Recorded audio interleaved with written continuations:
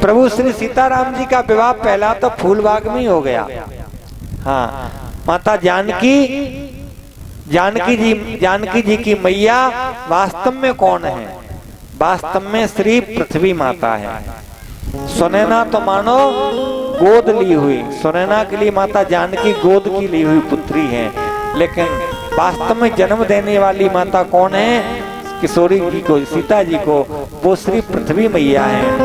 आज पृथ्वी माता ने देखा कि हमारे श्री दामाद रामभद्र वो बड़े कोमल हैं, हमारी पुत्री भी कोमल है, और जनक जी की प्रतिज्ञा कठोर है, तो धनुष तोड़ेंगे तब विवाह होगा।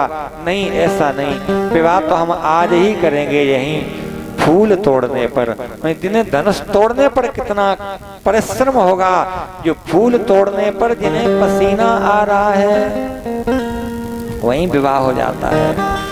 और प्रभु श्री रामभद्र को देख करके किशोरी जी माता गौरी से प्रार्थना करती हैं,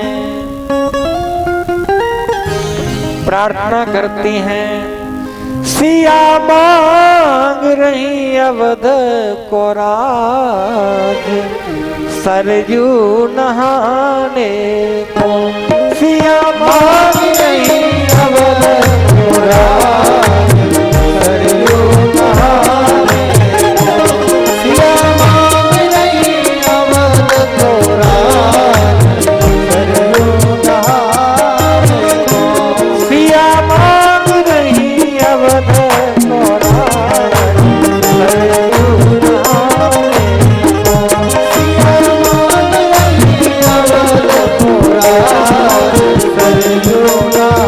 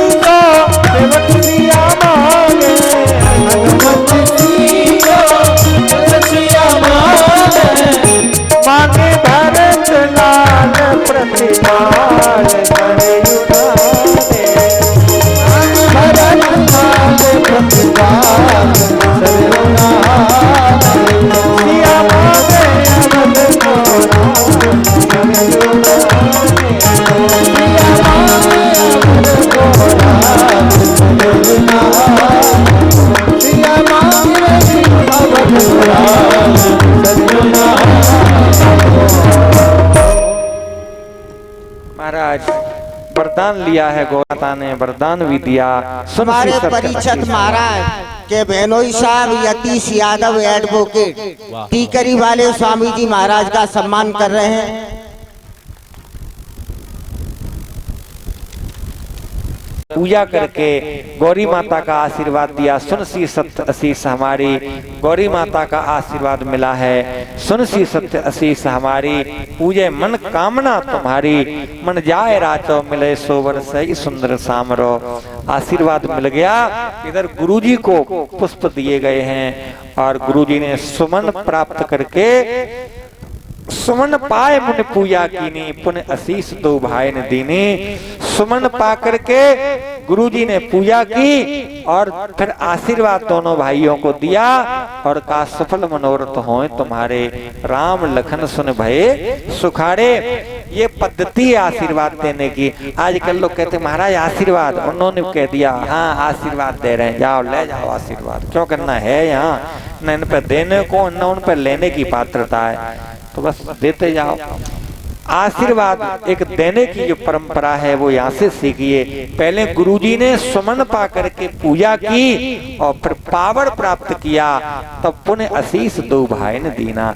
ऐसे नारद जी ने भी माता पार्वती को आशीर्वाद दिया।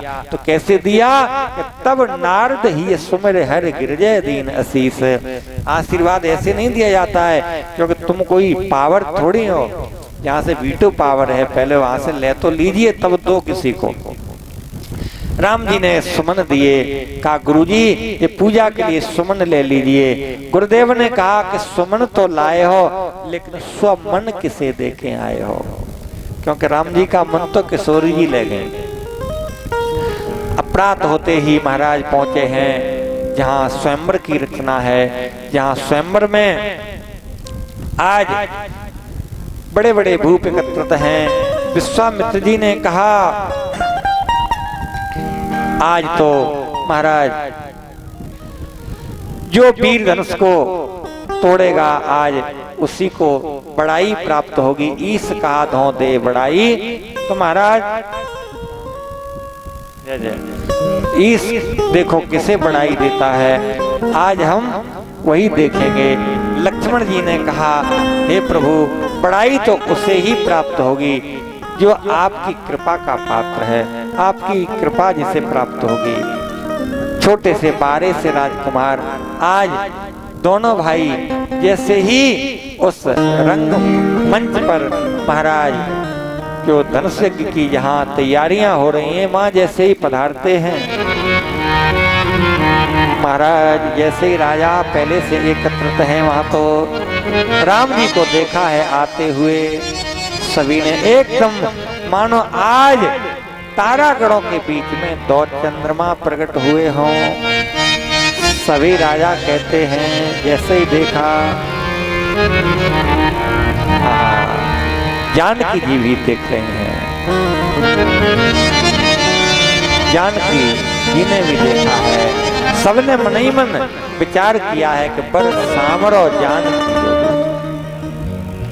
बर सामरो जानकी जी के योग्य हैं, लेकिन सभी ने मन में संकल्प किया है कि बारे से हैं और धनुष को कैसे तोड़ेंगे। बारे इन पे धनुष तने ना बारे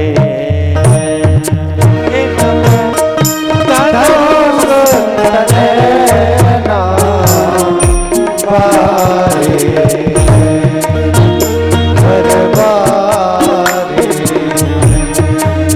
इन पे धनुष तने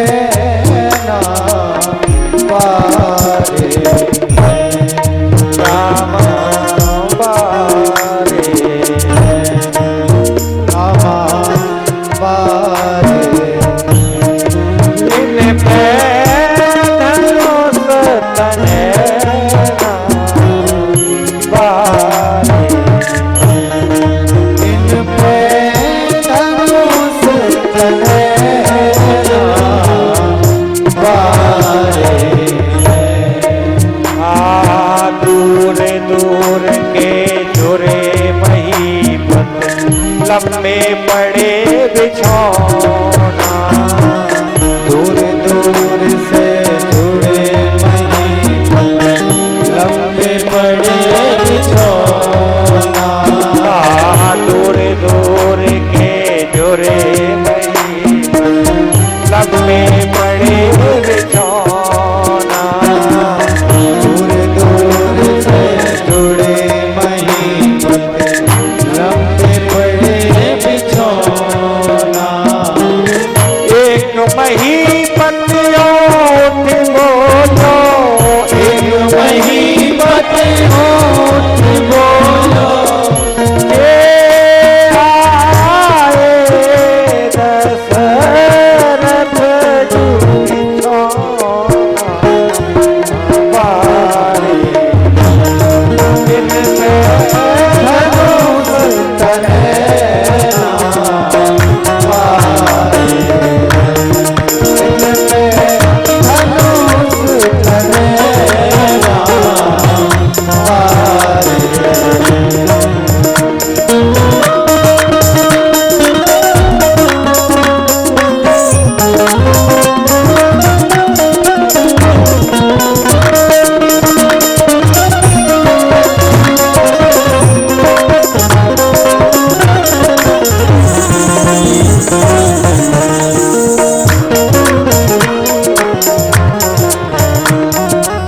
मन ही मन में सोच जानकी, काऊ से कछु कहना, मन ही मन में जान के आओ कछु कहना।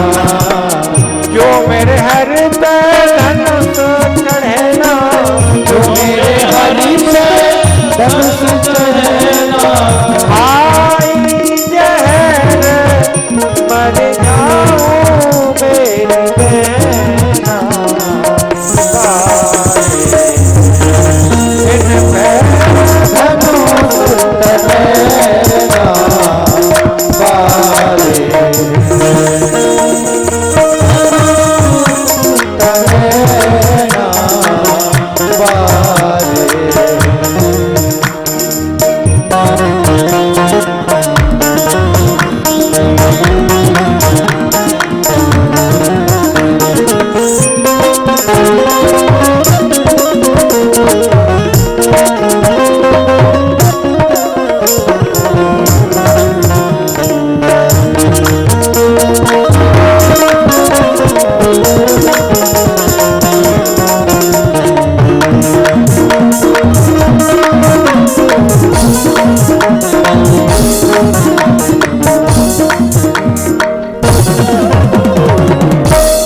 आज प्रवेश किया है महाराज रंगमंच के लिए। सब मंचन में मंचक सुंदर सर्व विशाल, मुन समेत दो बंदवर बैठा रे महिपाल विराजमान कर दिया है। अब तो सभी धनुष तोड़ने के लिए बड़े बड़े राजा महाराजा जाते हैं, लेकिन किसी पर टूटने की बात छोड़ो, उठने की बात छोड़ो, धनुष को हिला भी नहीं पाता है कोई राजा। बड़े बड़े राजाओं ने प्रयास करके छोड़ दिया। अंत में महाराज जनक जी व्याकुल हो जाते हैं। जनक जी ने विचार किया कि मेरी पुत्री क्या बिना विवाह के रह जाएगी, और जब कहा कि ऐसा लगता है कि वीर विहीन मही हम जानी, क्या पृथ्वी वीरों से विहीन हो गई, कोई वीर नहीं रहा, इसलिए उठो उठो, खूब निज निज गृह जाऊ, तजाओ आस निज निज गृह जाऊ, लिखान विध वैदे विवाहू। अरे आस त्याग दो, विवाह के लिए आप लोग आए हुए हो, चले जाओ यहाँ से, विधाता ने ही हमारी पुत्री का विवाह नहीं लिखा है, ऐसा मुझे पता लग रहा है। अब मैं क्या करूं, मेरा संसार में अपमान हो गया, मेरी हंसी हो गई। महाराज जैसे ही ये कहा है कि पृथ्वी वीरों से विहीन हो गई, अब तो महाराज लाड़जे लखन लाल जी से कहाँ रहा जाता है, एकदम होठ फड़फड़ाने लगे, क्योंकि जहां संसार की एक महान दिव्य शक्ति विराजमान हो, पूरे विश्व ब्रह्मांड की मात्र एक शक्ति, और वो भी जनक जी के यहाँ विराजमान हो, और जनक जी ये कह रहे हैं कि वीर विहीन मई हम जाने, तो कौन सहन कर पाएगा। जब मणि के ऊपर आघात होता है तो फणी फन फला करके खड़ा हो जाता है। आज तो महाराज एकदम खड़े हो गए और बोलने लगे, रघुवीर राम जी के होते अनुचित वाणी कह डाली है, ये वचन हृदय में चुभते हैं, पृथ्वी वीरों से खाली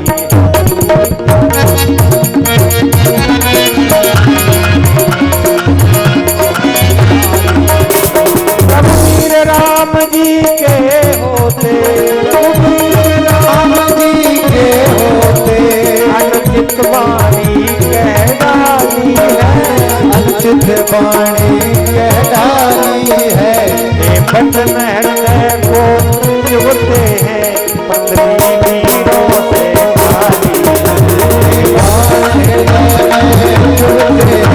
पृथ्वी वीरों से खाली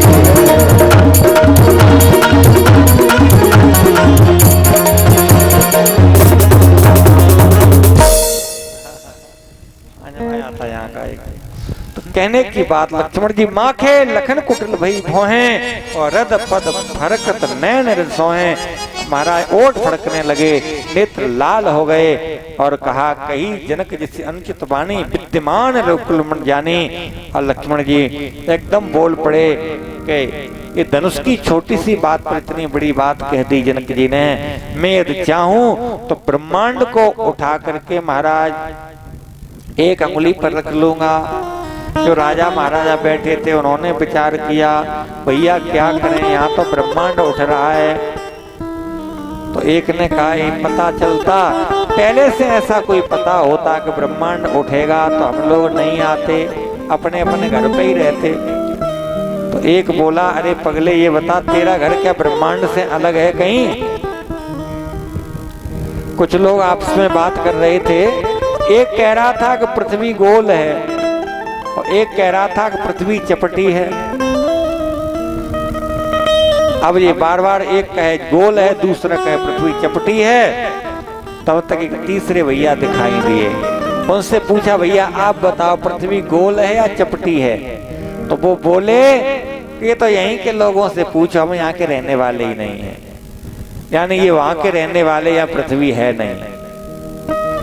तो उसने कह दिया कि हम तो पता होता कि लक्ष्मण जी ब्रह्मांड उठाएंगे तो अपने घर से ही नहीं आते, तो बताओ इसका घर क्या ब्रह्मांड से बाहर बना है?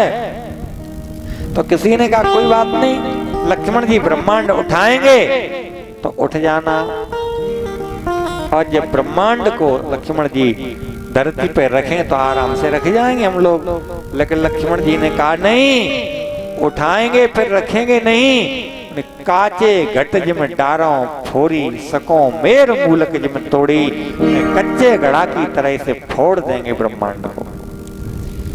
कहा भैया वो तो आफत है, ब्रह्मांड फूटने जा रहा है।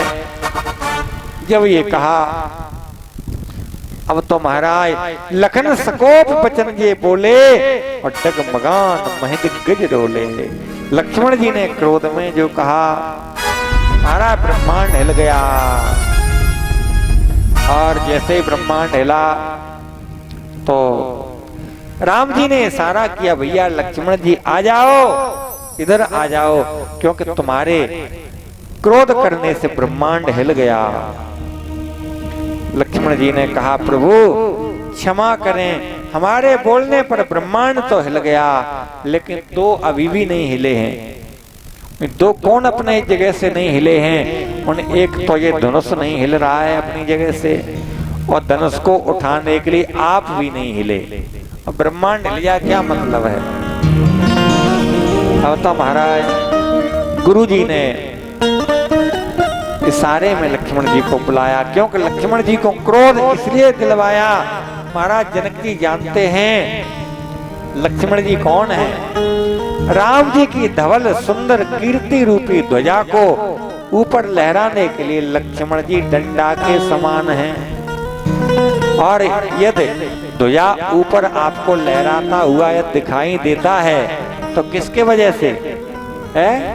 डंडे के वजह से, क्योंकि डंडा ने झंडा को अपना मुकुट बना लिया है। डंडा नहीं उठेगा तो झंडा कभी नहीं लहराएगा। तो राम जी की कीर्ति झंडा के समान है, तो लक्ष्मण जी की कीर्ति ऊंचा करने के लिए डंडा के समान है। रघुपत कीर्ति विमल पताका, दंड समान भयो जस जाका।